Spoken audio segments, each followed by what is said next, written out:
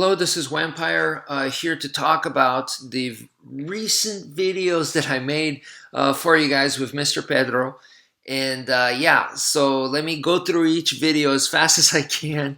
The first one is the LLC knife, and Pedro is back. So in this video, pretty much went through the basics of using the LLC knife. The LLC stands for Lapu-Lapu Corto, and it is a Filipino martial arts knife designed by Filipino martial arts expert Professor Bram Frank. I mean, expert is really not enough of the word. He is a teacher of teachers.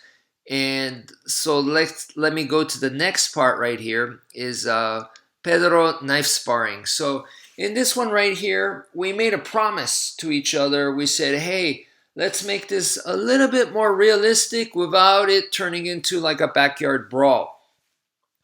And yeah, it was a ton of fun to do, and I think we were able to accomplish that. We did make it more realistic than last time. And yeah, I need to ask him directly. There's several questions that I have for him, but for me personally, I feel like I was able to implement more strategy this time. The last time, yes, it was more just physical for me. This time, I was able to do more of the mental. And by that I mean the tactics, the setups, that kind of stuff. And I was using more of a fencing type of attack because it's long range, and that's what I would do in real life, is more a little bit closer to fencing style. And how do you call it? The setups that I used, faking for attacking the hand, but at the same time I was threatening the head, and vice versa. So going back and forth, switching and faking like that, and then also attacking multiple targets with one movement. So in one slash, I'm going for both of the arms, or in one slash, I'm going for head and arm, or arm and head, or head and torso, or arm and torso, or arm and leg, that kind of thing. So multiple targets with one attack kind of thing. And that's pretty much my strategy, and included with some fakes and stuff. So that's how I would fight in real life. The footwork, it was a little bit different. We are in a more confined space, and I'm also trying to stay in the camera's view and stuff. But yeah, other than that, I was definitely able to do a lot more realistic for me.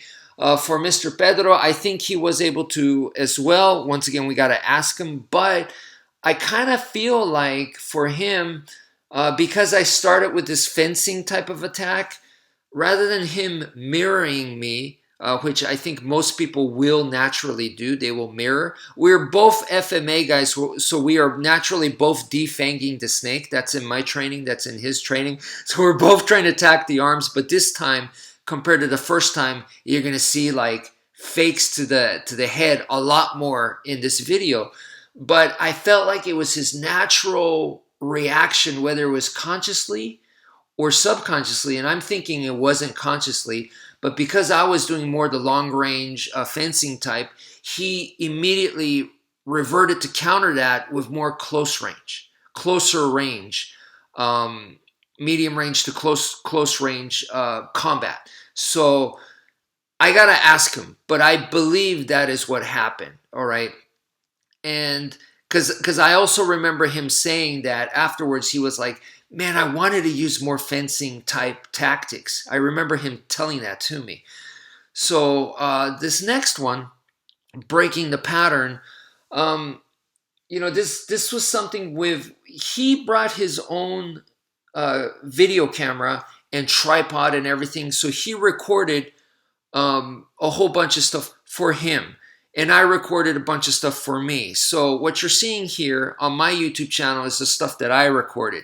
The stuff that he recorded is on his YouTube channel, and it's completely different stuff. So if you want to watch that stuff, which we still filmed at my place here, you got to watch it on his YouTube channel, and yeah, that is kind of a surprise announcement that I'm giving you guys right now, is that he is working to launch his YouTube channel. We'll give the official announcement. We're gonna do it Wednesday night, but it might end up coming up. The video actually might be uploaded later than that, Thursday or Friday, who knows? But yeah, Wednesday night is when we decided we're going to make that big announcement. So here's kind of like a sneak preview kind of thing. Yes, Mr. Pedro, who's a very talented martial artist and is also a fabulous instructor. This guy is going to start his YouTube channel, so I think it would only benefit a lot of people. So please show him the love and support that you guys have for me. I really appreciate it, and he is definitely gonna appreciate it too. So okay, so what I was reminded of is that how much, even though I try to go through the traditional Filipino martial arts as much as I can, at the same time I have evolved from it. So I've changed, and I've moved away from it quite a bit too. And that's with no disrespect to Filipino martial arts, and the reason why I still teach the traditional is because I have respect for it, and it's to show the origin of where the new stuff comes from. So it is a constant reminder. I always go back to the original. I'll go back to the traditional stuff. And if I have questions with the new stuff, I always went back to the old. And I found all the answers are there in the original old stuff. So that's what I've constantly done. But at the same time, so training with Mr. Pedro, it was a very strong reminder how much that I had moved away and how much I am lacking in the traditional. And I was like, man, yeah, his patterns are a little bit different than mine, but overall they are the same. Even though his FMA and my FMA backgrounds are a little different. Yeah, because the basics are all going to be the same. So this time around, he was showing me his patterns, and man, I was having a hard time learning them. You guys have no idea. And with the amount of time to put it into muscle memory and to make it good enough to pull off on video, it just I'm not there. Some people can do it. That's not me. I'm not one of those choreography guys. So if you're very good with choreography, then you probably could pull it off. But I wasn't able to, and I feel bad for him. Even though I know similar forms, I was like, and then to try to change it and adapt and do it right there on the spot, I wasn't able to. So therefore, I said to him, hey man, why don't we just start with a pattern or try to stick to the pattern, but go ahead and break it. And that's this video right here.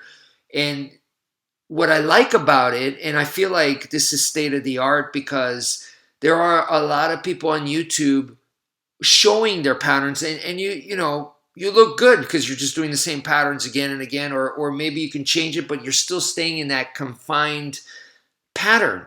And when you start like even flinching, faking, or your timing is different from the other guy, man, that throws everything off. And now it's more chaos. It's more realistic. And that's what we were doing. And you get to see that here, that yes, it's not as pretty. Things are messed up. You see us mess up, but that is real life. So that's why I think it's state of the art. Not many people show this. So yeah, I'm actually very proud of this video, breaking the pattern. So the next one is Pedro ground skill, and yeah, man, the guy, he can move. He can really, really move well on the ground, which is not an easy thing to do for anybody, because the ground, the nature is more stationary. It's just difficult to move on the ground. So for him to have the mobility, that's very, he has legit solid skill, in my opinion, and he's very familiar with all the different positions on the ground. He knows the offense, he knows the defense, he knows what to do. So he has the language for ground grappling, jiu-jitsu newaza, whatever you want to call it. He definitely has it. And moving along, the next one is Pedro knife, round 2. So in this video right here, let's see. For me, in that first round, I was able to implement more the fencing. So this time around, it was more experimenting because I didn't want to just do long range. So now I was like trying to force myself to go into closer range. But when you do that in this kind of situation, you're going to get cut and stabbed a lot more. It's just much safer to be in a further off distance. So I was forcing the situation to come out. And for Mr. Pedro, I think this was the round for him where he was like, oh, I want to do more fencing. So we're kind of like on different pages here. And you know what? That's a good thing. You know, you could be working on different things. So I was working on something different from him. But either way, we're working. And either way, we try to make it a little bit more realistic for you guys. And I can tell you, man, that I got stabbed in the chest a couple of times, and they hurt, and that's part of it. Someone suggested to use a foam knife, it's great. That's a great idea, and you should use foam knife. But I will tell you, just like with the weapons, the tools that we use in FMA, in Filipino martial arts, we change the different tools. So we do single stick, double stick, empty hand, training knives, karambits. We use machete, all kinds of different weapons. Those are just tools that constantly change. So in the same way, training weapon-wise, those should be different. You should have a training knife made of foam. You should have one made of steel.